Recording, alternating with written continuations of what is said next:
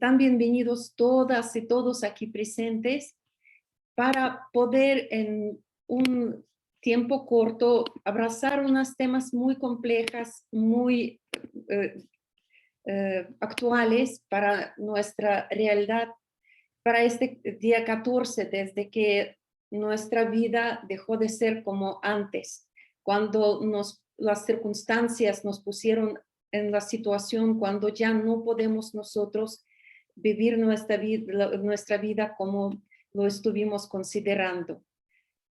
Entonces, me gustaría repasar o más bien usar de guía para esta plática, para estos comentarios, el temario que aquí aparece, pero también me parece justo empezarlo no en el orden como lo está apuntado, sino con la palabra tragedia.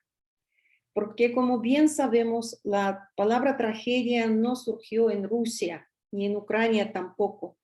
Es la palabra de origen griego que inicialmente se usaba para hablar de un género literario que se usaba en los tiempos cuando la cultura literaria todavía estaba oral, ¿sí? Y fue en Grecia antigua donde surge este fenómeno que conocemos como teatro, como una forma de reunir los ciudadanos de las ciudades polis para poder así en público discutir los problemas relevantes para la comunidad, para poder de esta forma educar a los ciudadanos en diferentes aspectos políticos, éticos, morales. Es ahí donde surge tragedia entonces como un formato, como un género. Pero en nuestro contexto, la tragedia la vamos a usar no como un fenómeno teatral donde existen estas personas, estas máscaras que no tienen ni ojos ni boca para ver, sino siempre requieren una persona que usando estos disfraces está haciendo cierta narrativa. Nosotros vamos a hablar de la tragedia en el sentido mucho más fuerte, ¿no? En el sentido de una catástrofe. A diferencia de la tragedia, como sabemos aquí en México, donde catástrofes naturales ocurren sin aviso previo, cuando hay una erupción volcánica, cuando hay una inundación, ¿sí? Se trata, a diferencia de la tragedia, catástrofe se refiere a un suceso específico que ocurre por las circunstancias fuera del control, ¿no? Pero tanto tragedia en el sentido griego como una catástrofe siempre provocan un cambio cualitativo en la vida humana. Una gran estudiosa de la forma en la cual las personas moribundas están pasando por un proceso de duelo, por un proceso de desapego de su realidad, de sus circunstancias. Es el nombre de esta curva, la curva de cambio, ¿sí? Entonces, también es muy siempre útil recordar de esta curva cuando estamos enfrentando una tragedia provocada por los humanos o una catástrofe. ¿En qué punto me encuentro yo en este momento? Ya pasé mi etapa de negación, mi enfado, mi cansancio, mi vida sin sentir, muy parecida en muchos contextos a una depresión. Ya estoy saliendo para llegar a una aceptación y tomar un aprendizaje. Esto es algo como muy, muy útil que a veces nos conviene retomar cuando estamos hablando de la tragedia humana, ¿sí? Que siempre está relacionada con diferentes etapas. Y en esto a lo mejor hay cierto parecido con el teatro griego, por supuesto, ¿sí? Pero en ambos casos, la tragedia como un género escénico y la catástrofes que se refiere a la pérdida de estabilidad, a unas nuevas circunstancias.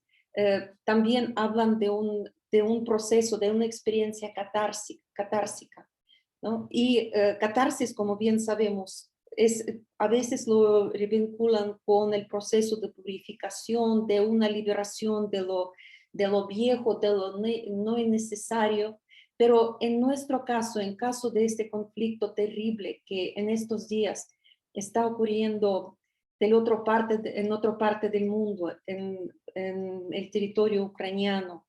Esta experiencia catártica, en realidad, se refiere también a tenerlo muy claro que cada muerte humana provocada por estas circunstancias creadas por una mente macabra son mucho más que estadísticas.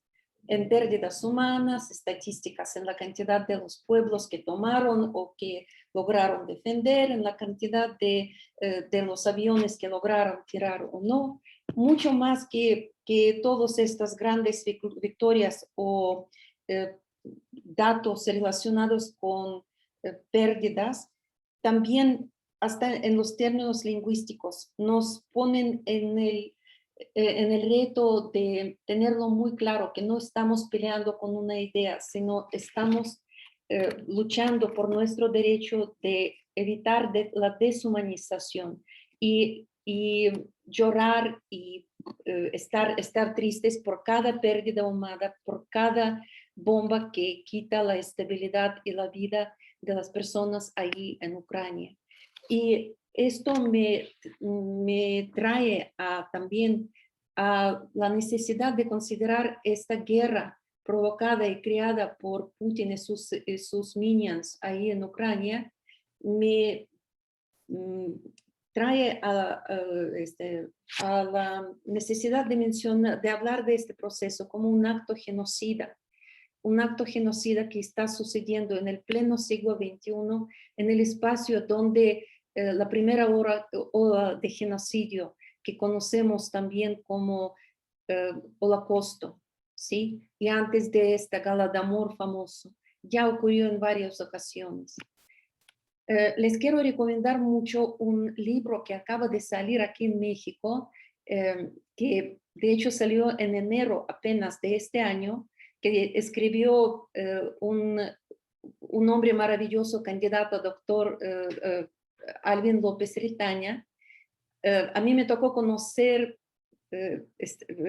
su trabajo desde el momento cuando él todavía estaba presentando su tesis de licenciatura en la UNAM en Relaciones Internacionales. Entonces puedo decir que Alvin López Ritaña es mi maestro en los temas de genocidio porque este material muy actualizado, muy puntual, relacionado con los procesos que consideramos como genocidio, su diagnóstico y lo más importante, su prevención, porque les recomiendo mucho dar una lectura muy puntual a este escrito porque Alvin logra explicarnos que es mucho más fácil prevenir un proceso genocida que posteriormente remediarlo.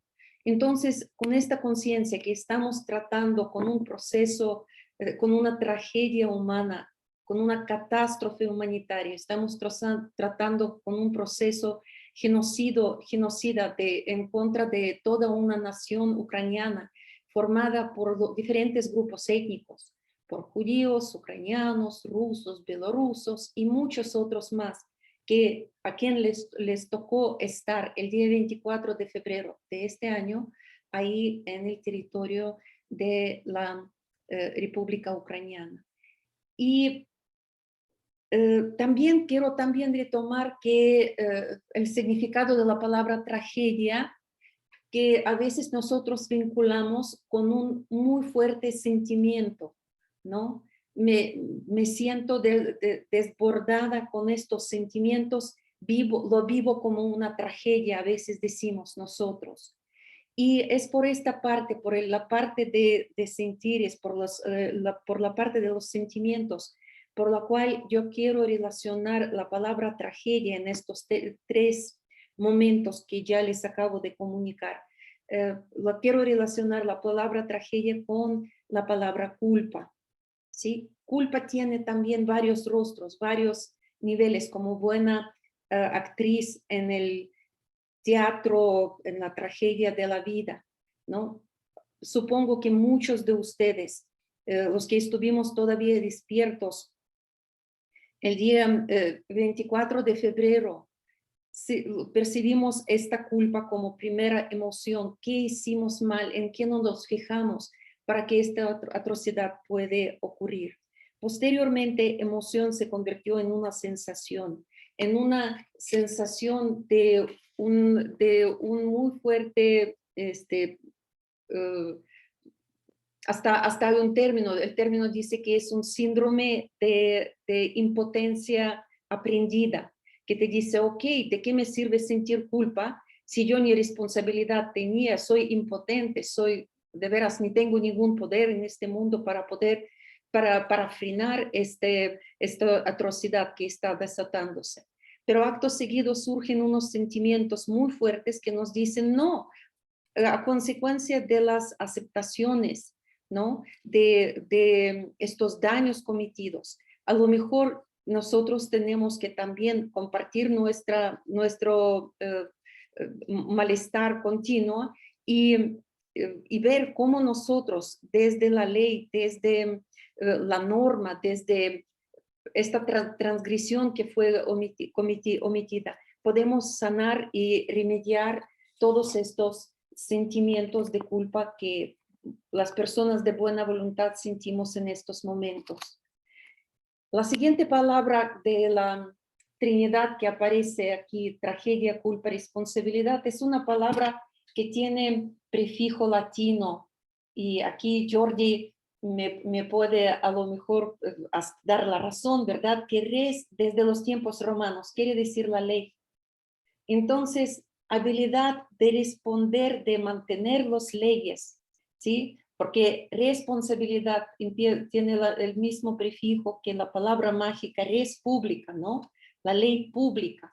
Entonces, habilidad de ser parte de ejercicio de esta ley que a lo mejor en los estados de derecho, en los países donde la ley está por encima de cualquier voluntad arbitraria de cualquier gobernante, es algo que también forma parte de este importante formato, ¿no? Para eso les quiero referir a un documento muy importante que fue publicado en 1997 en España. La editora de este compendio de escritos hechos por los pensadores rusos es Olga Novikova. Entonces ella logra crear este libro que se llama Rusia y Occidente, en el cual nosotros podemos encontrar un artículo escrito por Dmitry Likhachov, por uno de los grandes pensadores rusos del siglo XX, hace un buen rato, en 1994. Y es ahí donde yo encontré la primera frase con la cual elegí empezar esta conferencia. No podemos huir de nosotros mismos. Para poder hacer una autoconciencia histórica, un acto de reflexión, es muy importante reconocer esta frase de Dmitry Likhachov. Entonces, aquí les quise compartir su retrato y sus años de vida. Él fue el especialista muy fuerte en la historia antigua de los pueblos eslavos. Tiene muchos escritos, fue un importante publicista para poder definir las extensiones y los formatos más relevantes del desarrollo de la tradición rusa. Entonces, este escrito que les acabo de mencionar, escrito en 1994 por Dmitry Likhachov, termina con estas palabras. Somos libres precisamente, por eso somos responsables, porque no podemos nosotros hablar de responsabilidad en el espacio donde libertad no existe, y al revés, ¿sí? No podemos nosotros ser libres hasta que asumimos nuestra responsabilidad, nuestra habilidad de responder ante la ley en un espacio donde la ley existe, ¿no? Y entonces con esta frase de Likhachov, él cierra su escrito: no podemos huir de nuestra memoria, de nuestra manera en que no podemos huir de nosotros mismos. Pero antes de que nos regresamos a una lectura más atenta de este documento, de este artículo de Likhachov, me gustaría también hacer una afirmación que por supuesto que ustedes es muy difícil de contradecir. No podemos nosotros decir que tragedia, culpa, responsabilidad es de no huir de nosotros mismos, de nuestros recuerdos, nuestras memorias y nuestras culpas. Es algo propio a la historia y a la cultura rusa, como está reflejado en la literatura de este gran pueblo, de esta gran cultura, ¿no? Es más bien tenemos que, o podemos trazar los rostros de tragedia, culpa, responsabilidad desde los tiempos anteriores a esta trágica guerra que ocurre en Ucrania, ¿sí? Y decidí recordarles este maravilloso palíndromo que siempre me encanta considerarlo en el momento cuando estamos adquiriendo unos nuevos conocimientos. No nos sirve de mucho ir conociendo y acumulando más y más información si no estamos capaces de reconocerla en los llamados o en los sucesos nuevos, ¿no? ¿Por qué? Porque es el reconocer que nos permite ver y que nos permite también acercarse al saber, pero a partir de lo que nosotros somos capaces de reconocer, de identificar. ¿Sí? Les quiero recordar un momento histórico muy importante y para eso vamos a viajar al Vaticano. Ahí en la estancia del sello, en unos apartados privados papales, se encuentra uno de los frescos más emblemáticos de todos los tiempos. Fue hace 500 años, un poquitito más, cuando un joven de 25 años, Rafael Sanzio, toma el reto de representar en una sola imagen los sucesos que ocurrieron en el pasado, lo que estaba ocurriendo en su presente e incluso relacionarlo con el futuro.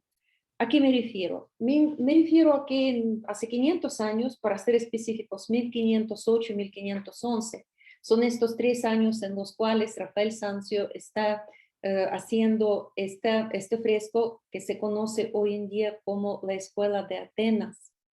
En estos tiempos todavía ya descubrieron las tierras desconocidas del otro lado del océano Atlántico, pero todavía Hernán Cortés no emprendió su viaje para hacer este encuentro histórico con el Imperio Azteca. Todavía hace 500 años el mundo occidental vivía en el sistema que se conoce como geocentrismo. ¿A qué se refiere? Se refiere que el centro de su universo era la Tierra. ¿Sí? ¿Por qué? Porque Dios, por esta razón, mandó a su Hijo único aquí a la Tierra. Tierra es el centro del universo. Y aunque en estos momentos Copérnico, con sus estudios matemáticos, ya estaba acercándose a descubrir heliocentrismo, este formato que por otros 500 años casi va a hacer el reto intelectual al geocentrismo. Pero el mundo sólido, avalado por los católicos, estaba también retado justamente en este momento. Atrás quedaron las cruzadas, atrás y era parte de hecho de la realidad de Rafael Sanzio y de Julio el II, Papa Julio el II, quien le hizo este encargo, Inquisición, ¿no? Entonces, cruzadas, Inquisición, reunificación político de la península ibérica bajo la fe católica. Todos estos momentos están muy vinculados con las realidades políticos sociales que estaban viviendo hace 500 años ahí en Europa, específicamente en Vaticano. Eran también los años cuando el poder de Julio II fue muy cuestionado por muchos católicos, porque él decide demoler la antigua Basílica de San Pedro y iniciar prácticamente la construcción de la Basílica de San Pedro, que como la conocemos hoy en día. Sí, la construcción duró más de 125 años. Sí, los albañiles que pusieron el primer ladrillo nunca lograron de verla en su esplendor, pero este reto de enfrentar sus realidades muy complejos, siempre pensando en relacionar el pasado con el futuro, responsabilizándose de su presente, es algo que también Escuela de Atenas nos está llamando de reflexionar, ¿sí?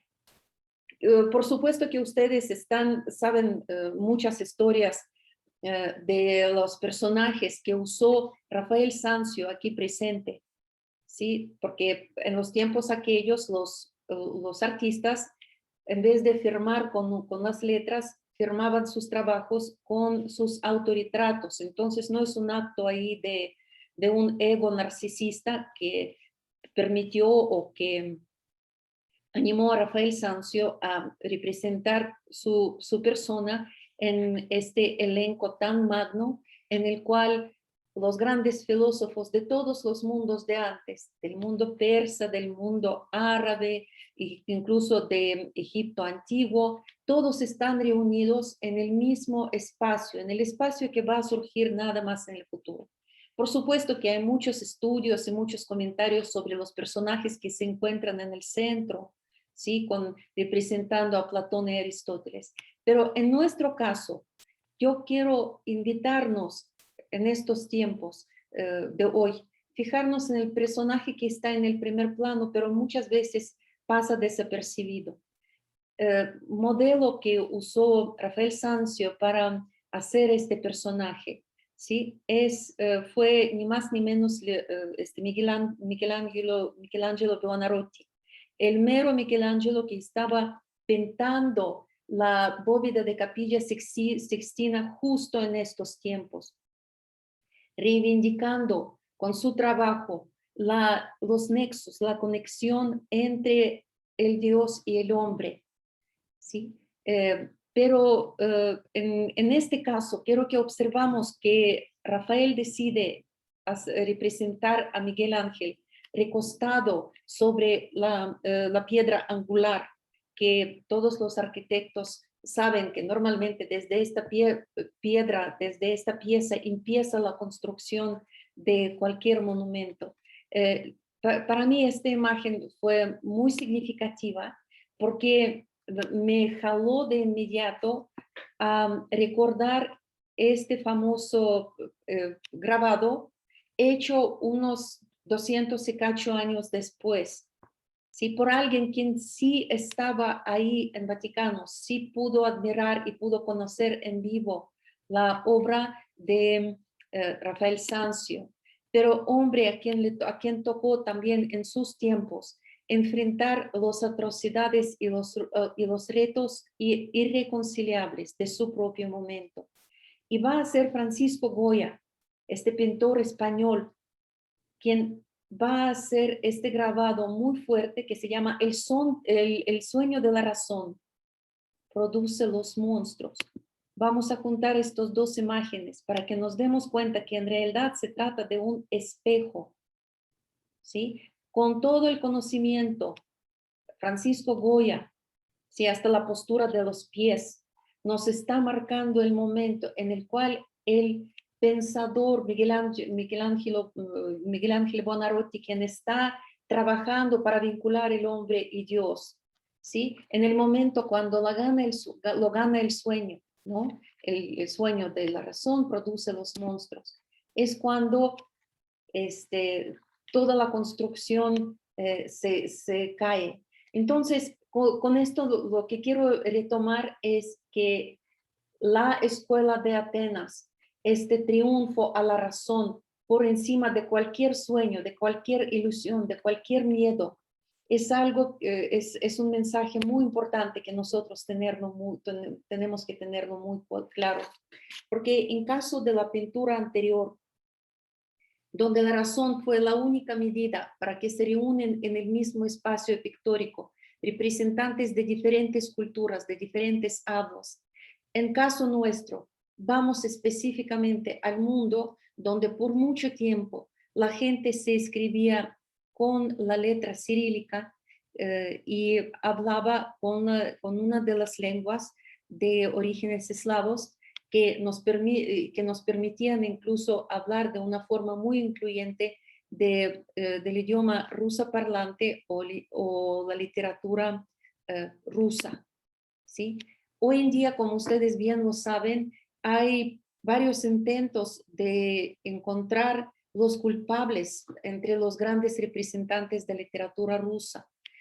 Esta es una de las imágenes múltiples, aunque quiero que observan, por favor, fue escrita en 2014, ¿no? Que no es nada nuevo, pero ir culpando a los grandes literarios rusos por ser casi inspiradores o, no sé, alguien quien justificó hasta cierto punto la existencia del Estado totalitario, estos intentos son varios.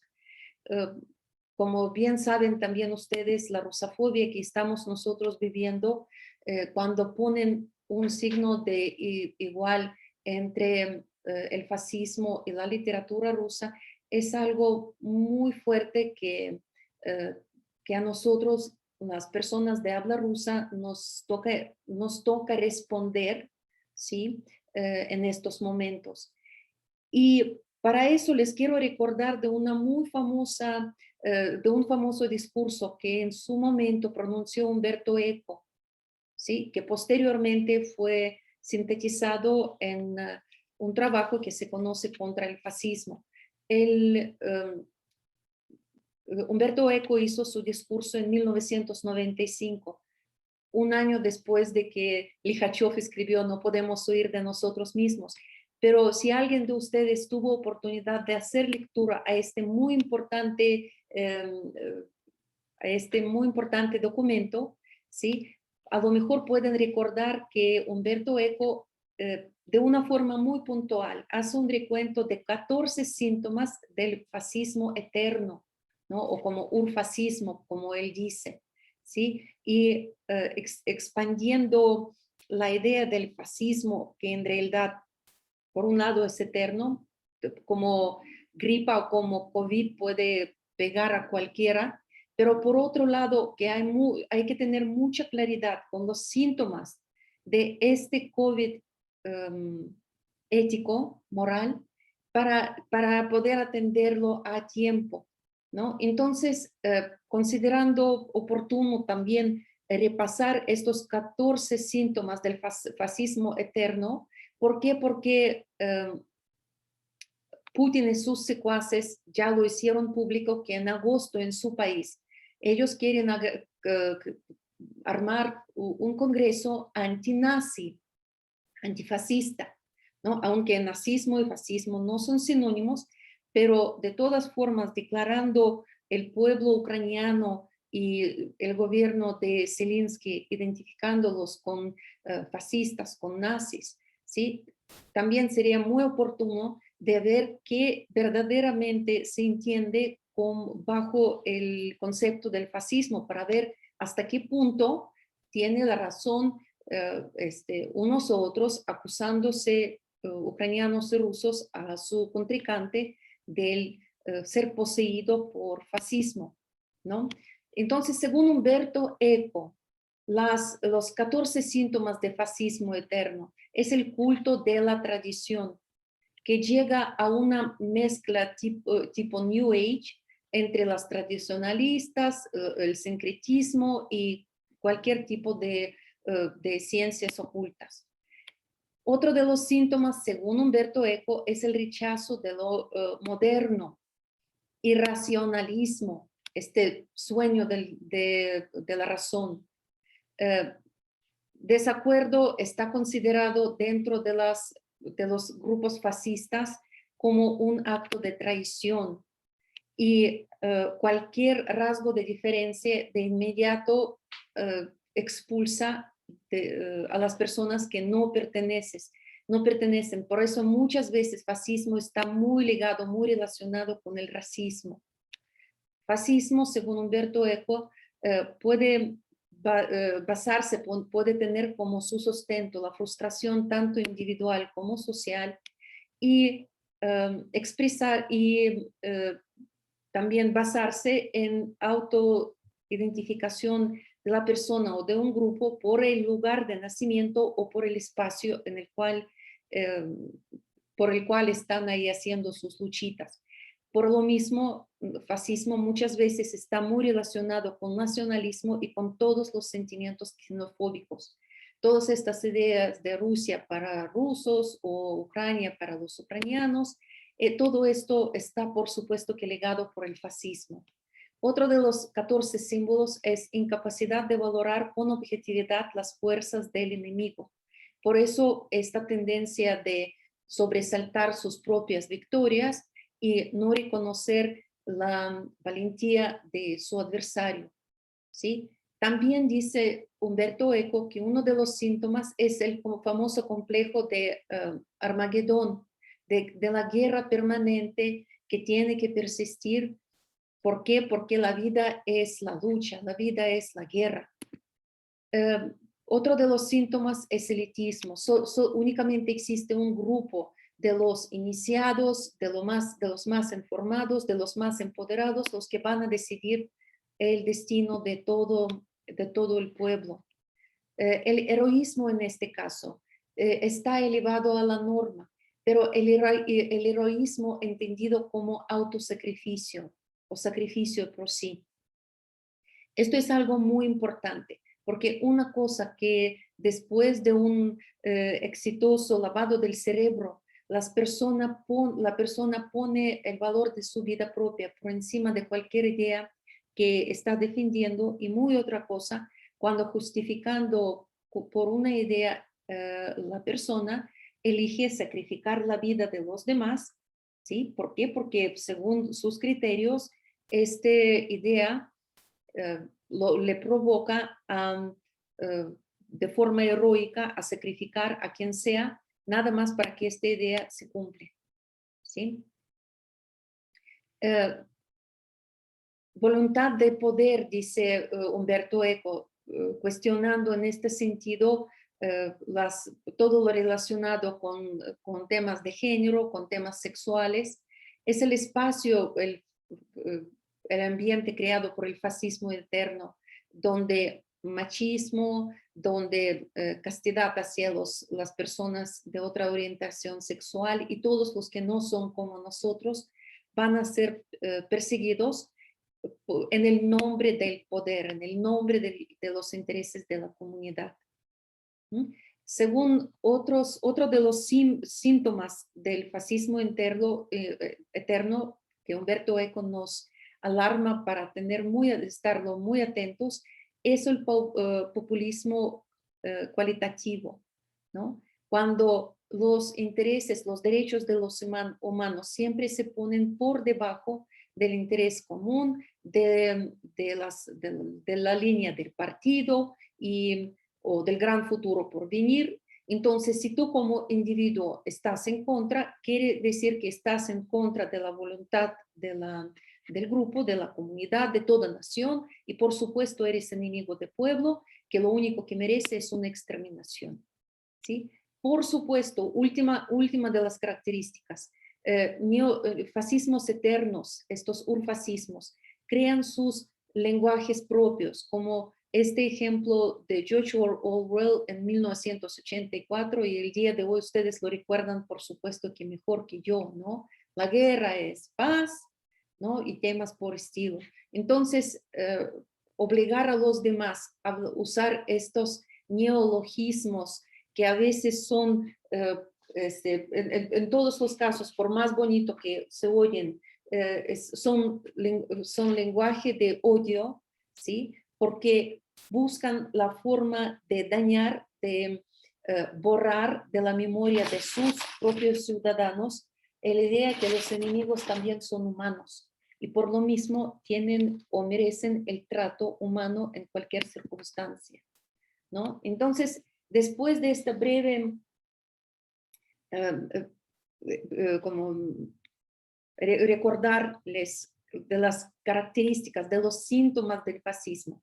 Ahora sí vamos a entrarnos a conocer este documento que voy a aprovechar ahorita para ver ya cómo están ustedes para salirme un poquitito de la burbuja de compartir. Les voy ahorita a los que se animaron a unirse a este evento por Zoom, les voy a compartir el texto para que ustedes lo tienen ahí a la mano, porque uno nunca sabe, ¿verdad?, en qué momento nos puede interesar conocerlo un poquitito más de fondo. Entonces, este documento que ustedes pueden bajar en sus computadoras es un escrito de Dmitry Likhachov, otra vez 1994, y un acto de autoconciencia histórica de la cultura rusa de diferentes momentos de su existir, con una conclusión, no sé, bastante pesimista, ¿verdad? Que no podemos huir de nosotros mismos, pero en este pesimismo también está la responsabilidad. Estoy viendo... Ay, muchas gracias, Paulo César. Y entonces, en la página 10 de la copia o en la página 362 del libro, Likhachov lo pone hasta entre los siglos de exclamación. Rusia no tiene, ni ha tenido, ni nunca, ninguna misión especial. Entonces, claro, para las personas como los gobernantes de Moscovia de hoy en día, a lo mejor esta es una fuerte noticia, pero es muy importante de darnos cuenta que en los primeros años, cuando cae la URSS, la gente pensante tenía muy claro que dejan ya a descansar en paz esta idea del mesianismo ruso. El destino de una nación, pone Likhachov, no se diferencia sustancialmente del de un hombre, al igual que un hombre llega al mundo dotado de una voluntad libre que le permite elegir su propio destino, ponerse del lado del bien o del mal, ¿sí?, de responder de sus actos, de juzgarse por la elección que ha hecho, condenándose a sufrimientos extraordinarios o a la felicidad de reconocer que forma parte del bien, un reconocimiento que no hace él, sino un juez supremo. De la misma manera que nación responde por sí misma de su propio destino, ¿sí? Pero el mismo Likhachov lo pone como un diagnóstico, que Rusia es un país de héroes, mártires y carceleros.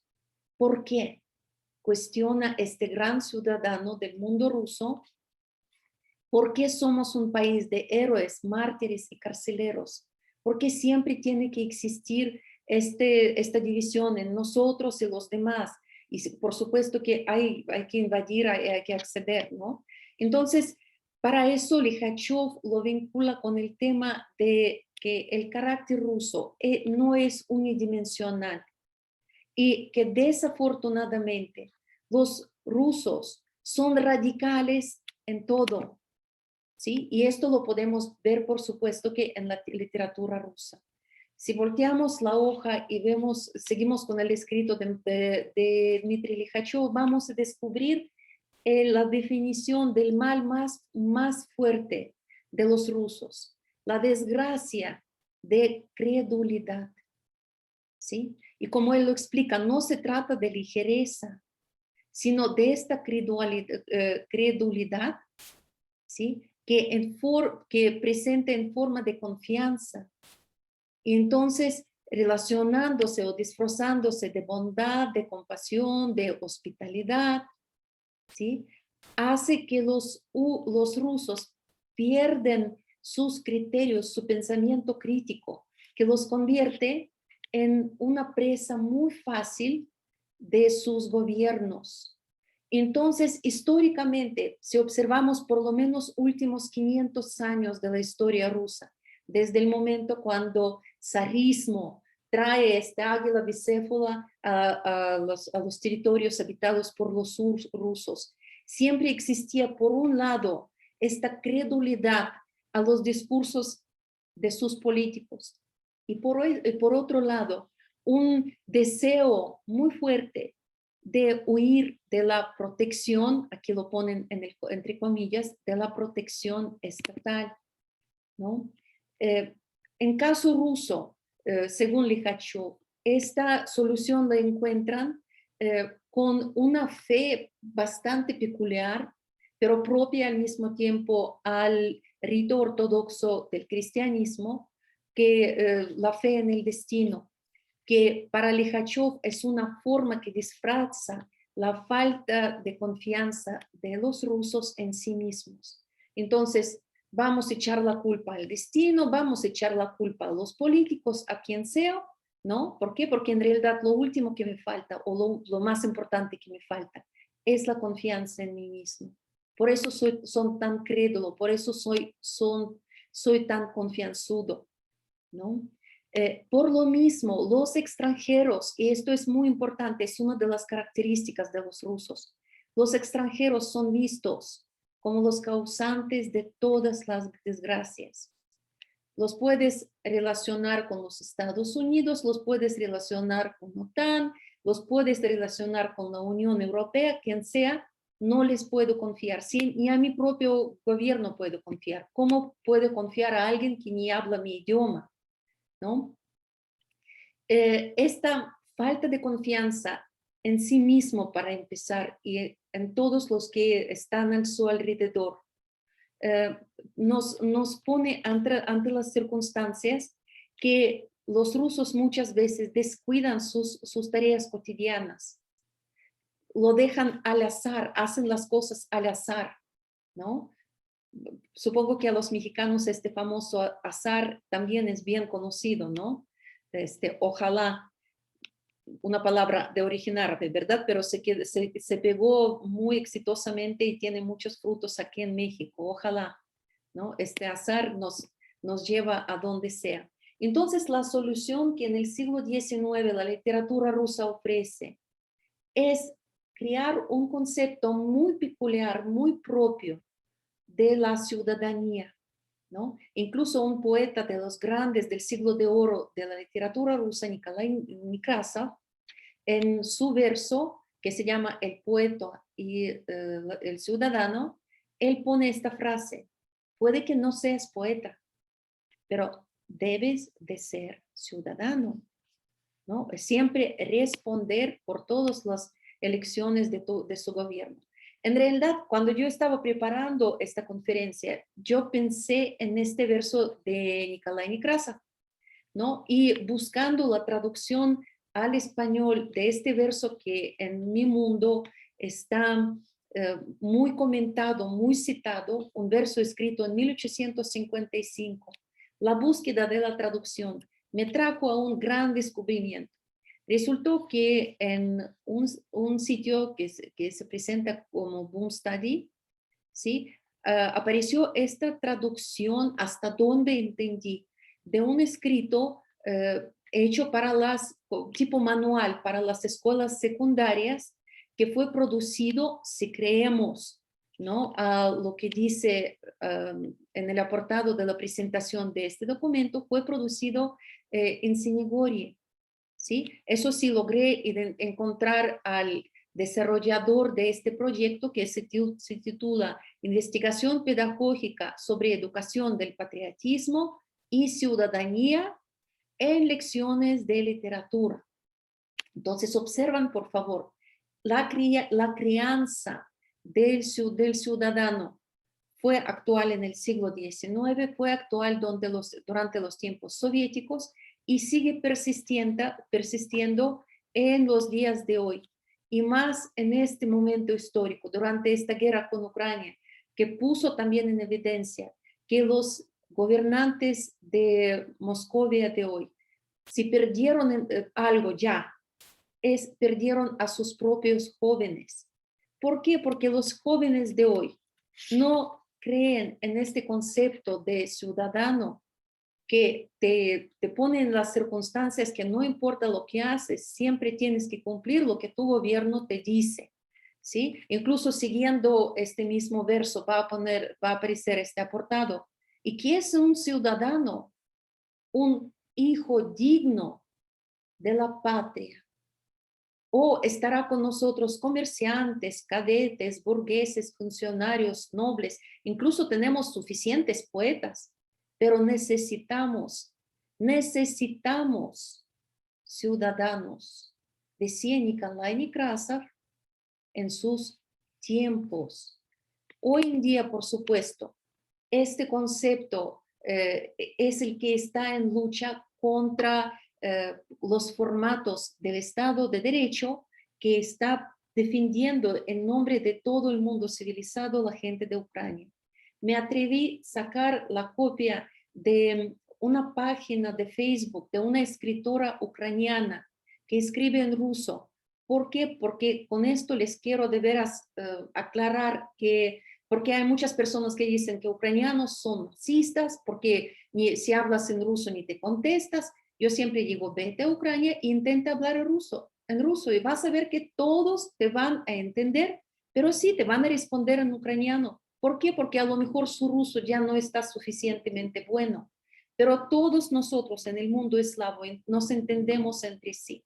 Entonces, 2 días antes de que empezó la cuenta nueva de los tiempos que vivimos hoy en día, y hoy es el día 14 desde que empezó la guerra en Ucrania, Yelena Rokh, esta escritora ucraniana, como dice aquí, ella vive en Kiev, en este momento ella está en Kiev, ¿sí? Pero 2 días antes, de 24 de febrero, ella en su Facebook pone, en todos los tiempos, los sacerdotes oraban, los sanadores sanaban, los maestros enseñaban, los panaderos preparaban pan y los escritores escribían, mientras los vendedores vendían. Y termina su frase, y eso es todo lo que tú tienes que saber para los tiempos turbios. Pasan 2 días, empieza la guerra y ella pone otro apartado. Observan, por favor, unos escritos muy cortitos que rompen en realidad con este concepto que Nekrasov estaba imponiendo en el siglo XIX, en el año 1855, que la única calidad tuya en la cual tienes que enfocarse es ser buen ciudadano, ¿no? Hacer lo que el gobierno te dice o la iglesia. Entonces, Yelena Rokh, 1 de marzo lo pone en su Facebook, que hoy en día todas las palabras están cambiando de sus significados. Ahora el baúl, que antes para ti significaba un viaje, ahora es un objeto donde vas a poner lo más relevante en caso de ataque aéreo y tienes que salir de su casa. Ahora el viaje a Europa es el éxodo. Y el 1 de marzo ya no es el primer día de la primavera, sino el 6º día de la guerra. Palenitsa ahora es nuestro código para ver quién es el nuestro, ¿no? Y el famoso dicho, barco ruso, vete al infinito y más allá, ahora para nosotros es nuestra forma de saludar, de identificarnos entre nuestros. Ahora se cambió todo en nuestra vida, cambiamos nosotros.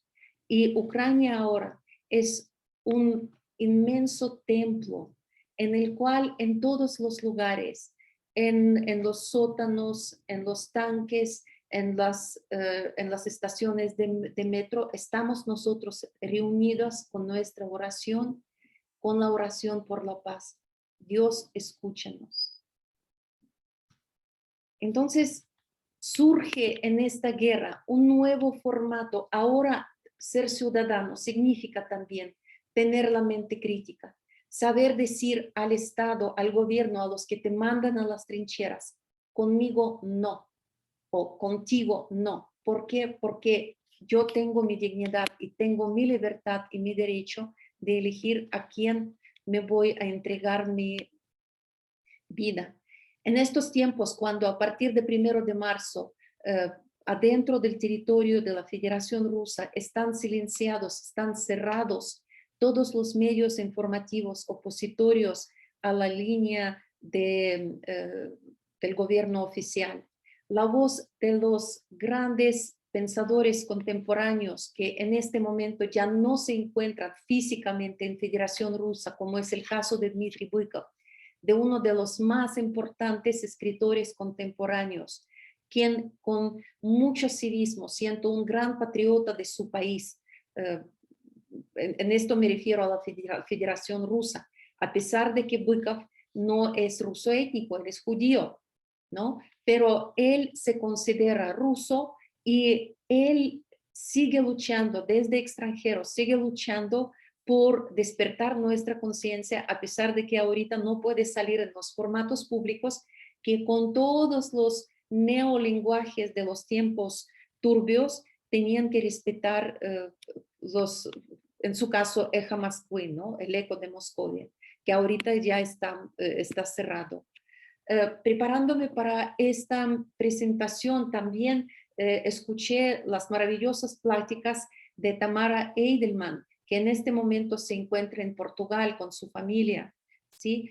Esta plática en realidad que escuché en YouTube, en los cuales ella habla de deshumanización, porque lo que está ocurriendo en Ucrania, por un lado, es un despertar del valor humano de pertenecer a la humanidad y al mismo tiempo deshumanización a raíz de quitar este derecho de ser humano a sus adversarios. Una plática magna, y si se fijan ustedes, ahí aparece este referente al grabado de Goya, con el cual nosotros estuvimos entrando a esta plática, ¿sí? Entonces, deshumanización es una de las trágicos resultados del momento que nosotros estamos viviendo. Y a la vez un gran conocedor de esta parte del mundo, un historiador de primera, Timothy Schneider, ¿sí? Quien hace sus estudios en la Universidad de Yale en los Estados Unidos, sube por las redes sociales este testimonio que desde el 1 de marzo ya el acceso a los formatos que expresan la situación de forma no parcial, no propagandista, no alterada por parte del gobierno ruso, esta posibilidad ahorita ya está alterada, ¿no? Pero los mismos aportados de este pensar quién es buen ciudadano y quién no es, quién es buen patriota y quién no es, encontré este referente de Nikolai Chernyshevsky que dice: el significado histórico de cada persona rusa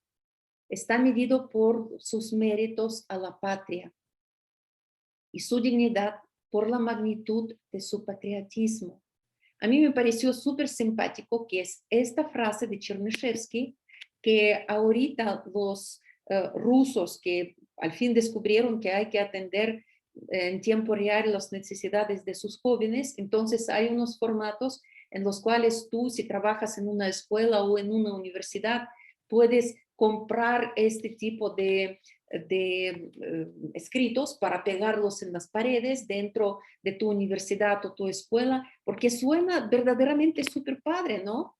El significado histórico de cada persona es un mérito para la patria, ¿sí? Y su magnitud está en magnitud, su dignidad se mide por el mérito a su patriotismo, ¿no? Pero lo importante es que en estos tiempos de casa de brujas es muy importante contextualizar y entender de dónde vienen todas estas frases, porque en realidad el escrito de Nikolai Chernyshevsky, esta frase, está mil más relacionada con la propaganda del Estado en estos tiempos de guerra contra Ucrania. Está mil más relacionada, perdón, con la historia, con el destino, con el del opositor máximo del gobierno de Putin. A quien Putin, como bien ustedes saben, nunca ni pronuncia su nombre como si hubiera sido el nombre de Dios para un Satanás. Alexei Navalny en este momento está pasando por una por un proceso totalmente injusto, totalmente jalado y con el propósito de dejarlo ahí en la cárcel por más tiempo. Entonces, otra vez, uno de los mártires contemporáneos del mundo ruso, claro que existen, y en este caso es Alexei Navalny, como fue el escritor, el autor de esta frase, Nikolai Chernyshevsky, ¿sí? Nikolai Chernyshevsky, el autor del libro que en inglés se traduce como que tiene más sentido a la traducción que en español. En inglés se traduce what is to be done, ¿no? Porque las traducciones al español que encontré es qué hacer, pero los que entienden inglés, por supuesto que perciben en un instante la diferencia entre what is to be done y qué hacer, porque no es lo mismo, ¿no? Y menos cuando esta traducción al español está acompañada por la imagen de Lenin. Este escrito fue, Chernyshevsky escribe en 1862, cuando está encarcelado en Petersburgo, en la catedral, en la cárcel de máxima seguridad, como ahorita lo está viviendo Alexei Navalny. Solo que para asegurarse que su mensaje llega al público que lo va a leer, Chernyshevsky tiene que escribir una novela no casi, romántica, ¿no? Porque si no, nadie lo va a leer. ¿Por qué? Porque eran los tiempos cuando la gente leía las novelas. Entonces, esta pregunta, ¿qué tiene que ser hecho? Se queda actual hasta la fecha de hoy ahí en Rusia. Y, pero haciendo copy-paste a la idea de Chernyshevsky, que en vez de poner un título sin preguntas, decidí jugar un poquitito con el artículo de Dmitry Likhachov y puse los signos de interrogación. ¿De veras no podemos huir de nosotros mismos? ¿O aprovechando que el tiempo en que vivimos, este tiempo real, este tiempo en el cual existen las redes sociales y estamos siempre conectados y siempre depende de nosotros a quién elijo escuchar, a quién me despierta, quién me invita a cuestionar desde el pensamiento crítico los sucesos que estamos viviendo? ¿De veras no podemos huir de nosotros mismos? ¿Sí?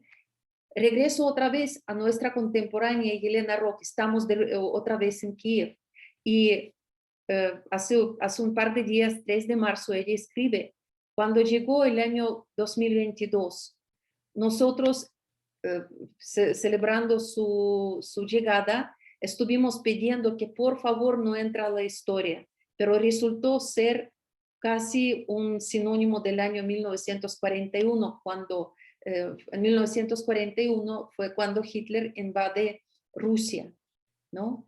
Y posteriormente ella pone, historia no cambia, solo cambian las disfraces que ponen los personajes. ¿Quién podría imaginar que otra vez nosotros vamos a usar las palabras como, como refugio aéreo, como blocada, ¿no? Y ahora pone Yelena Rock, ahora mis colores favoritos son amarillo y azul. Mi sonido favorito, el silencio. Y la respuesta que más anhelo por el teléfono, estamos vivos. Y lo que busco más en esta vida, lo que pido más en esta vida es la paz. Los amo, mis contemporáneos, viva la vida, ¿no? Entonces, ¿qué más podemos hacer para poder cerrar este siglo y dejar de repetir el año 1941 una y otra vez? A lo mejor también repensar nuestra forma de educación, porque como decía María Montessori, todo el mundo habla de paz, pero nadie escucha, nadie educa para la paz. La gente educa para la competencia. Y este es el principio de cualquier guerra. Cuando eduquemos para cooperar y ser solidarios unos con otros, este día haremos educando para la paz. ¿Sí? Para eso también les quiero extender la invitación a este evento que ya en varias ocasiones los seguí. Hay un instituto de resiliencia, se encuentra en Estocolmo, ¿sí? Ya en cuestión de días, 29 de marzo, ellos van a empezar su anual encuentro, al cual en este año están invitadas 35 pensadores de todo el mundo. ¿Qué van a trabajar, qué van a pensar en estos días, de veras, en un acceso totalmente gratis, si los escuchas en tiempo real? Porque el tema es, si de veras elegimos educarnos y educar para la paz, es trabajar sobre resiliencia.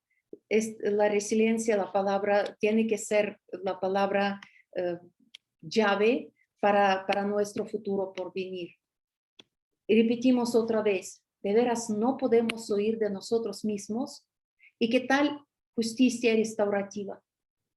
No sé si alguien de ustedes estudió leyes alguna vez, pero esta idea de justicia restaurativa la debo también a mi ex alumna y ahorita mi gran maestra, mi Monse queridísima. Fue ella quien, estuvimos ahí con ella hablando por teléfono, quien me explicó el concepto de la justicia restaurativa. Cuando hay víctimas y victimarios, cuando hay delincuentes y hay daños por sanar, ¿sí? Existen unos formatos y hoy en día los están trabajando mucho las personas que dedican su vida a res pública, ¿no? A trabajar sobre las leyes, a mejorarlos, para asegurarse que esta ley sí va a ser, va cumpliéndose en la sociedad, ¿no? ¿Por qué? Porque la justicia restaurativa nos permite a largo plazo llegar a la reparación simbólica. Esta reparación simbólica que se quedó calcificada en los escritos literarios del pasado. Esta reparación simbólica que están creando en cada momento de nuestro existir en tiempo real, ahí en Ucrania y aquí en México. No sé si alguien de ustedes ya escuchó a esta chiquitita preciosa, ¿no? Les voy a poner, para que escuchen cantar a Amélie. También, si quieren, ustedes pueden investigar un poquitito la historia de esta canción que canta una niñita, ¿sí? Sus papás son ucranianos. Entonces, una niña de 8 años, que a su edad tierna ni por qué tiene que pensar y hablar de estas cosas, pone el uniforme militar, ¿sí? Y vamos a ver que aquí escribieron Manola. Manola tiene que salir. Hasta luego, gracias por estar con nosotros. Entonces les pongo a escuchar a Amélie y luego quiero que ustedes escuchan en qué idioma canta esta niña, quien salió junto con sus papás en el año 2014, cuando Rusia apenas empezó su guerra contra Ucrania y anexó Crimea. Quiero que escuchen en qué idioma está cantando esta chiquita y luego les digo dónde vive ella ahorita con sus papás, para que entendamos por qué su canción está en este idioma. Así de fuerte. Y para que vean ustedes en qué idioma, no sé si percibieron en qué idioma estaba cantando Amélie. Sí, en italiano, ¿no? Italiano. ¿Sí? ¿Por qué? Porque los papás se fueron a Italia, escapando de la guerra con Rusia. Entonces, esta niña que, sí, I Draw My Life, habla inglés, habla italiano, habla ucraniano, ¿sí? Y el significado de las letras, Малюю моє життя, es una frase en ucraniano. Sí, que ella en su canto repite una y otra vez. Leí la entrevista con sus papás y los papás dicen que en realidad esta canción ella escribió en 2019 cuando era aún más chiquitita. ¿Sí? Pero imagínense el miedo y la presión que tienen que vivir estos chiquititos que tienen que también poner los uniformes para ver si así con los cantos pueden participar en la defensa de la dignidad de su propio pueblo. Y efectivamente, como Guillermo pone, ella está llorando mientras está cantando. Si quieres si quieren salgo de reproducir para que podamos hacer algunos comentarios más bien en vivo. ¿Qué les pareció este cantar? De una niña que, a pesar de que vive en Italia, se siente ucraniana. Pues ahora sí que es muy pequeña como para tener todo este sentimiento y de qué manera lo expresa, ¿no? Eso, como decías, es muy fuerte. Sí. Pero se le nota ya la madurez también, obligada, porque una niña a su edad pues tendría que tener otros pensamientos. Pero es para que también entendemos este fenómeno, por qué tantas personas del mundo, que algunos de ellos son ucranianos por sus orígenes, los otros nada más simpatizantes que dicen, esta es mi guerra. ¿Por qué? Porque hasta los chiquitos están ahí para pelear por su dignidad, ¿no? Entonces se forma una solidaridad muy orgánica, porque puede existir una solidaridad mecánica, ¿no? Que, ok, tú eres un hombre, tienes ahí 20 años, entonces salte ahí a pelear por tu propio pueblo, ¿no? ¿Por qué? Porque es tu obligación ahí militar y tienes tu cartilla militar y te toca, ¿no? Pero cuando ya los chiquititos están en todo esto, dices, ya ganaron, ¿no? A diferencia de los niños, de los jóvenes rusos que los tienen que meter a las cárceles. ¿Por qué? Porque ellos, en contra de la voluntad de sus padres, salen a manifestarse en las ciudades rusas sabiendo perfectamente bien que pueden acabar ellos encarcelados por estar del lado de antiguerra, ¿no? Y también les quise, si alguien más quiere compartir su pensamiento después de esta canción tan fuerte que acabamos de escuchar. Se hizo viral esta canción hace unos 3 o 4 días, ustedes lo pueden encontrar en internet, ¿no? Pero es de estas cosas virales que dicen, claro que sí, en los tiempos cuando nosotros estamos tan íntimamente vinculados y más desde emoción a través de las redes sociales, claro que podemos salir y cerrar muchos ciclos anteriores, ¿no? Porque en realidad yo estaba ahí considerando llegar a cierre de este curso con esta imagen e incluso encontré una vocalización muy preciosa de un verso de Alexander Blok, ¿no? La niña cantaba en el coro de la iglesia, ¿no? Y hasta encontré ilustración para este verso ruso.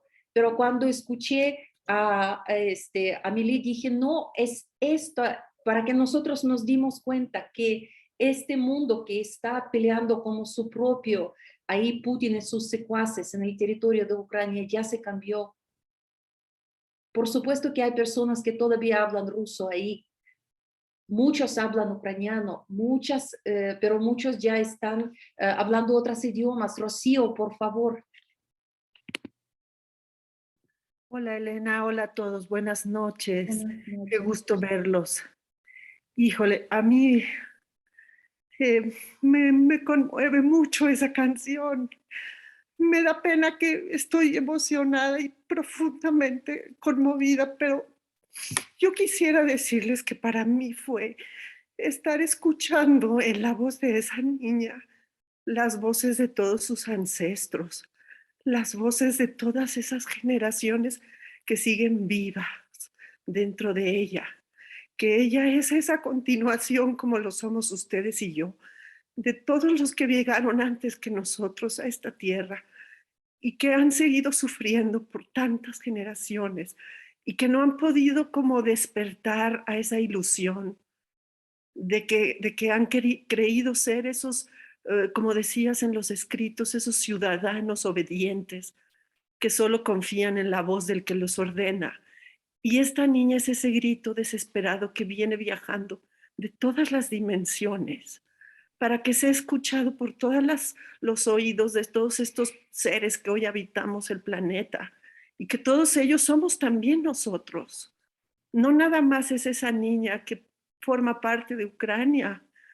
Ella está hablando en voz de todos nosotros porque todos somos la Tierra, somos células de este planeta. Y el de haber sido obedientes a una voz que solo pensó, como lo mostraste en esas fotos de la piedra angular, que en el momento que se puso a pensar y se le dio importancia al pensamiento y no al corazón, todos los monstruos nacieron, todo el dolor se hizo vida. Y eso se ha venido reproduciendo y ya no es posible. Nuestro planeta ha subido y ha cambiado de dimensión. Estamos en un momento de transición, de elevar la vibración. Los seres que estamos habitándolo necesitamos despertar, necesitamos recordar quién somos. Y somos todos células de un mismo todo. Yo me miro en tus ojos. Yo soy tú y tú eres yo. ¿Cómo puedo pensar en destruirte? ¿Cómo puedo imaginar que soy más y que puedo pisotearte si me estoy pisoteando a mí misma? Para mí es muy fuerte, me traspasa, me llena de dolor, pero a la vez me llena de esperanza, porque al haber toda esta comunicación a través de Internet, ya nadie podemos quedarnos apáticos o indiferentes, ya nadie, y esto ya no puede seguir repitiéndose. Y esta situación que nos pone hoy como en la posición de poder participar desde cada lugar, desde cada corazón, unirnos y generar la energía de la plena conciencia para que despierte y toda esa oscuridad por fin se ilumine. Porque eso es tan solo oscuridad y todos tenemos eso, oscuridad y luz.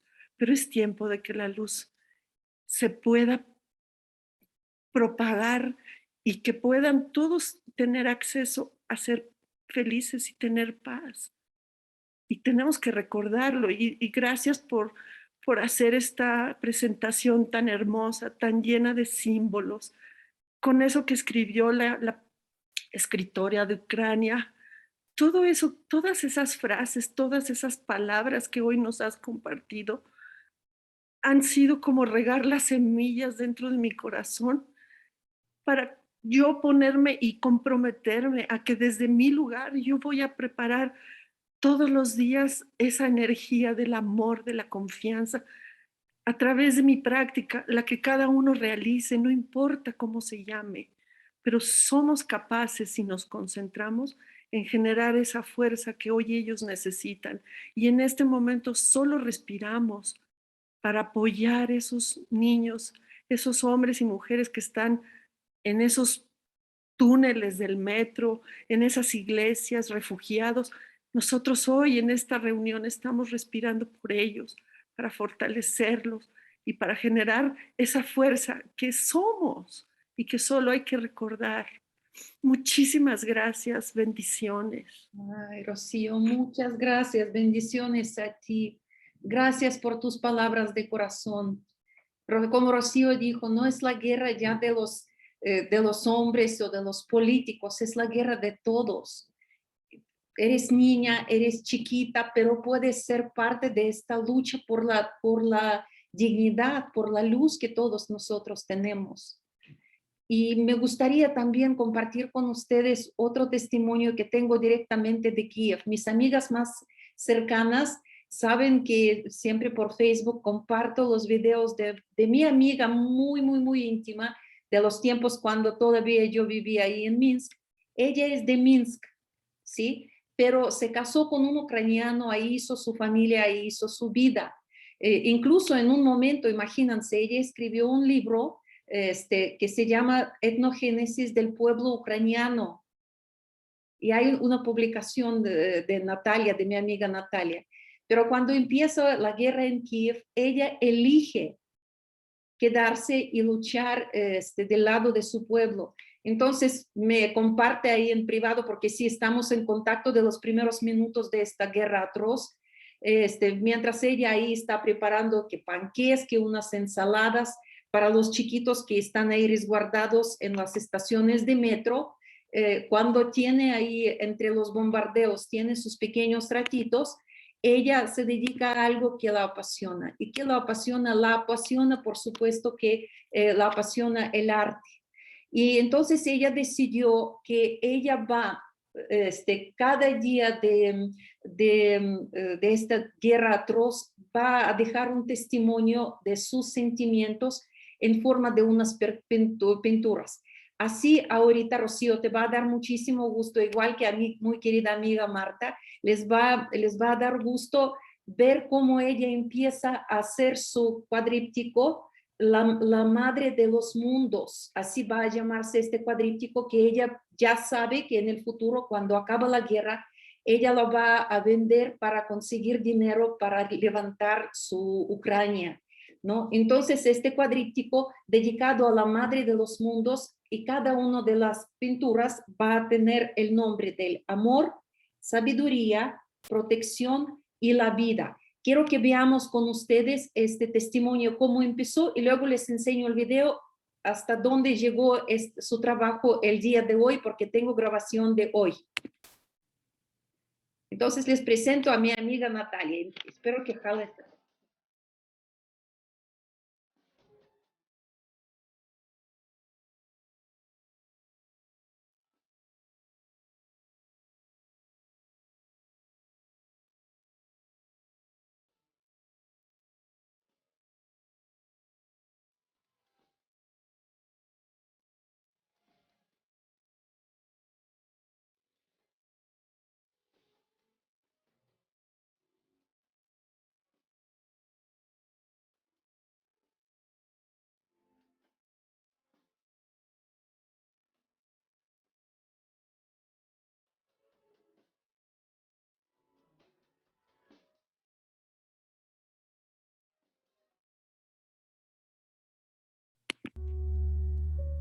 Esta grabación es de hoy.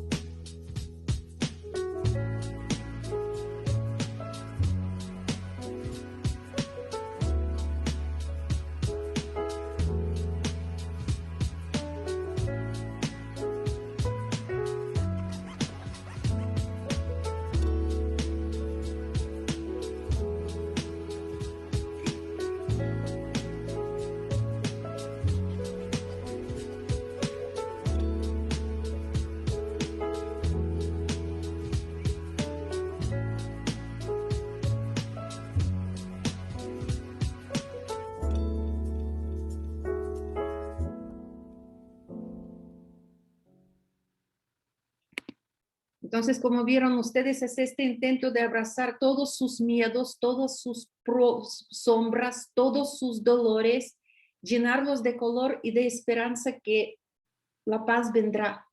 Sí, preparar esta exposición, como les dije, para el futuro, para recaudar fondos, porque la ciudad donde vivo, la ciudad que yo elegí para que sea mi patria, ¿sí? Es esta ciudad que tiene que renacer. Y para mí fue muy importante que nosotros veamos este conflicto con estos ojos, y más allá de las estadísticas de la cantidad de personas que ya perdieron sus vidas, que no los dejan pasar con estas pasillos humanitarios. Ustedes saben que ucranianos culpando a rusos, rusos culpando a ucranianos, y mientras está muriendo la gente, ¿sí? Y esta vida no es como en los juegos electrónicos, de verdad que se acabó tu tiempo y ahora vamos a reiniciar. No, devolver el valor a la vida humana, de regresarnos al hecho que somos humanos, antes de ser ucranianos o mexicanos o jóvenes o personas mayores, que altos, que flacos, que ojos azules y todo lo demás. Somos humanos. ¿Sí? Y sí, somos luz y sombra, y de nosotros depende abrazarlos y elegir por qué camino nos vamos a seguir. Entonces, esto fue en realidad mi mensaje para que ahorita voy a regresar al inicio de esta plática para que veamos si ya lo mencionamos todo o no. Pero las temas de observar cómo a través de la cultura, a través del arte, a través de literatura, incluso cuando nos atrevemos a reubicar en sus tiempos, en sus momentos, los escritos hechos hace mucho, mucho tiempo, ¿no? Y decir, a ver, no sacas estas frases fuera de los contextos, porque los escribió, la persona que lo escribió estaba pagando con su vida por cada palabra que aparece en este espacio. No la menosprecias usándolo para defender tus ideas atroces. Entonces, me atrevo a cerrar esta plática con una afirmación que yo considero, retando a Dmitry Likhachov, que sí debemos nosotros de cerrar unos patrones atroces que lo único que nos enseñaron son 1000 formas de sobrevivir y levantarnos después de la siguiente tragedia, llenándonos de culpas, sino más bien responsabilizarnos desde esta habilidad de seguir las leyes, de seguir mejorando estas leyes y haciendo referencias a los grandes tesoros del pasado, decir un gran sí a esta literatura rusa.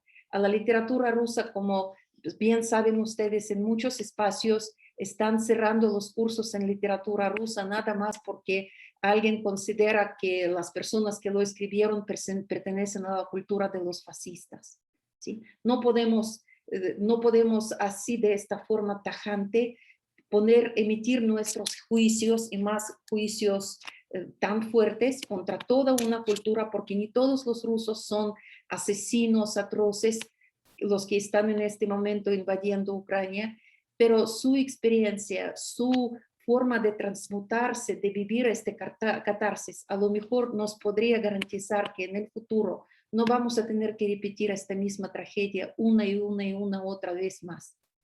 ¿Sí? Entonces, este fue el mensaje que quise compartir con ustedes. Rocío, muchas gracias por tu comentario, pero si alguien más de ustedes quiere hacer alguna afirmación, compartir sus ideas sobre esta guerra, se quedará grabado para la eternidad, para poder compartirlo con los demás.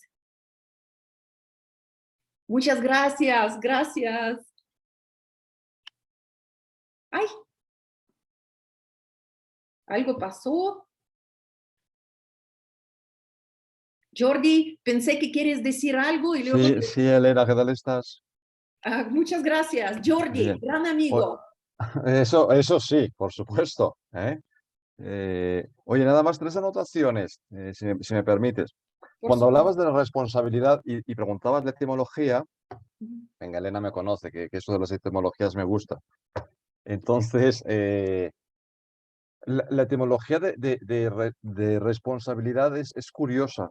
Usualmente el re en latín, re, es volver, ¿no? Por ejemplo, cuando decimos recordar, cordam es corazón, es volver a traer al corazón, ¿no? Cuando recuerdas algo es volver a traer al corazón. Y la etimología de responsabilidad, yo soy maestro de ética, tú lo sabes, en un par de universidades, entonces responsabilidad es volver a prometer, respondere en latín.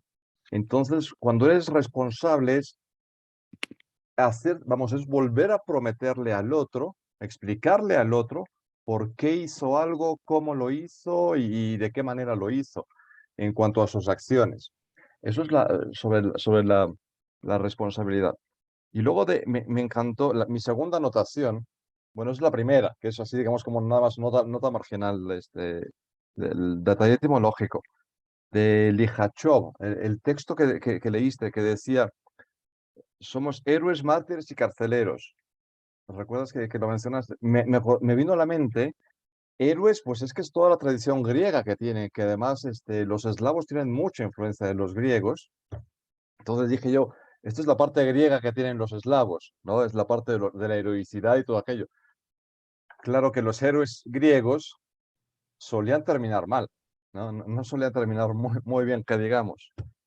Mártires es por digamos, como me acordé de la iglesia, de las iglesias orientales, ¿no? Que los mártires para vosotros son como que muy importantes, ¿no? Es como que en la parte del cristianismo.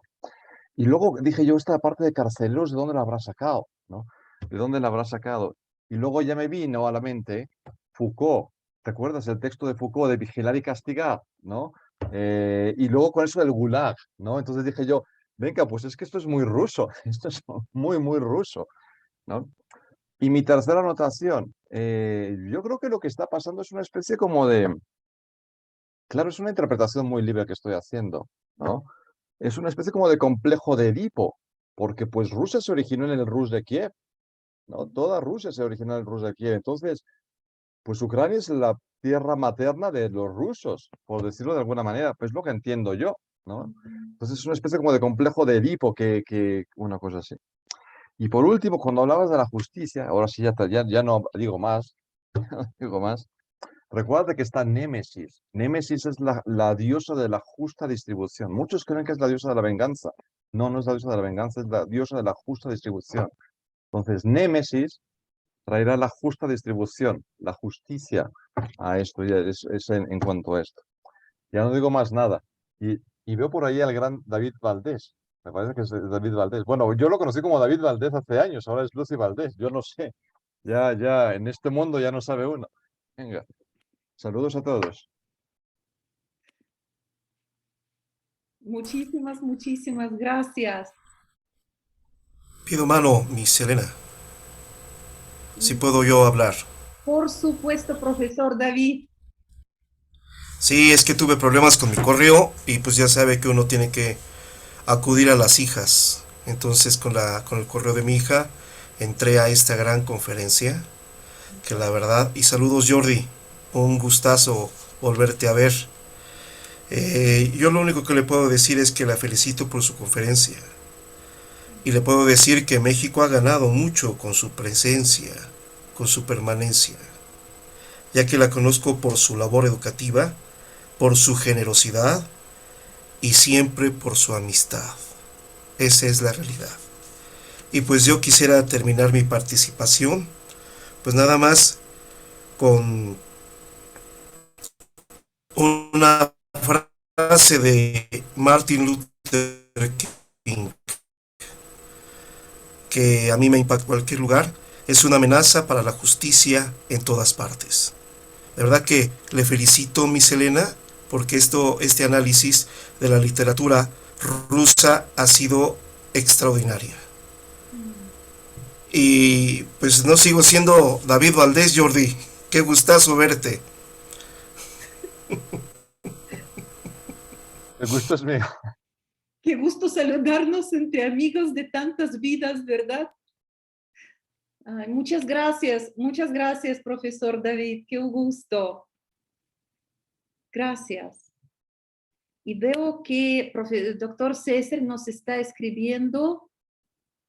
Doctor César, si quiere comentarnos algo, está más que bienvenido. Todos estamos a tiempo para hacer un breve comentario y respeto a estos temas tan sensibles que están ocurriendo en este momento ahí entre Ucrania y Rusia.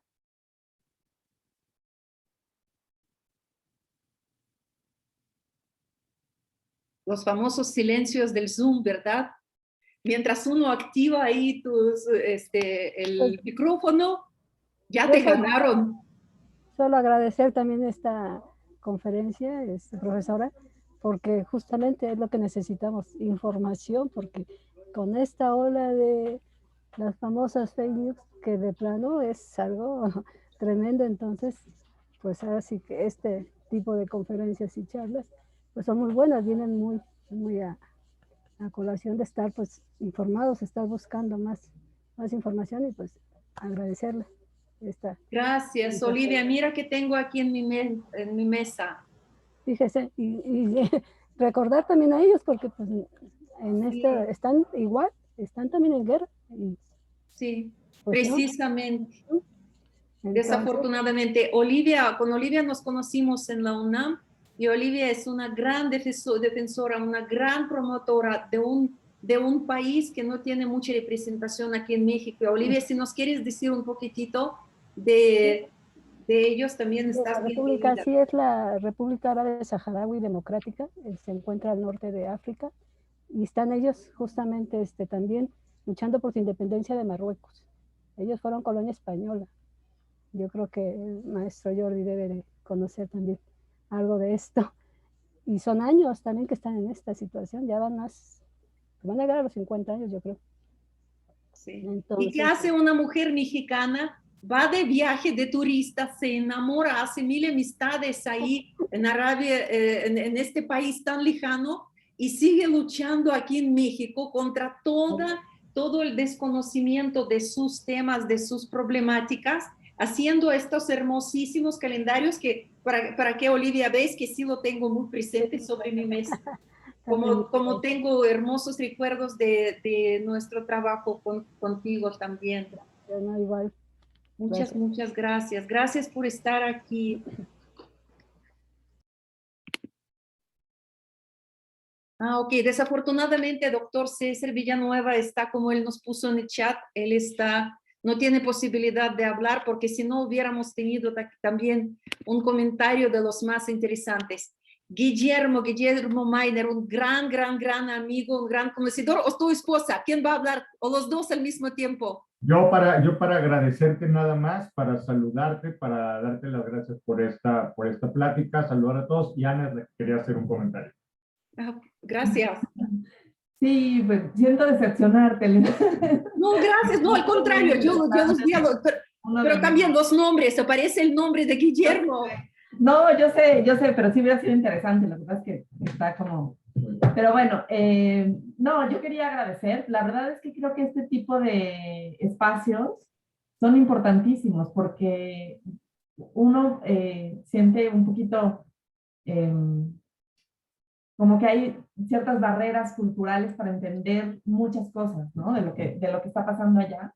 Y lo que tú hiciste esta noche fue increíble como para las personas que no tenemos como tantos elementos para comprender. Y me encantó que pusieras a Amélie, que la verdad la había visto, pero no me había puesto a escuchar la canción y, o sea, me impresionó cómo le escurren las lágrimas, sobre todo cuando habla en ucraniano. Es una cosa, y creo que yo tengo la esperanza de que esto es un ciclo, pero que con este tipo de cosas que pasan, como lo que tú estás haciendo, como lo que ella hizo y como lo que tanta gente hace, el ciclo sea mucho más corto, ¿no? Gracias a que tenemos justamente las tecnologías de información y que podemos sentir. O sea, lo que me encantó de lo que hiciste, además de toda la parte intelectual, es toda la sensibilidad, ¿no? En lo que nos transmitiste. Se me hace que hace toda la diferencia, ¿no? O sea, no es información nada más, es mucho más que información. Entonces, bueno, quería agradecerte y me gusta estar con ustedes aquí esta noche. Gracias, un grupazo, de veras, aquí las personas reunidas, todos son unas joyas, unos grandes intelectuales, por eso estamos aquí, y grandes amigos. Sí. Siento que los modelos educativos de antes, cuando estuvimos llenando de información a nuestros alumnos, ¿verdad? Y cuando existía una respuesta correcta, ¿no? A las preguntas muy complejas, estos tiempos se acabaron. Tenemos que acudirnos a nuestra naturaleza compartida que tenemos, que primero que antes somos humanos. Y como dicen también, que el lenguaje del dolor, el lenguaje de la muerte es el mismo en cualquier idioma. Eso es lo que dicen.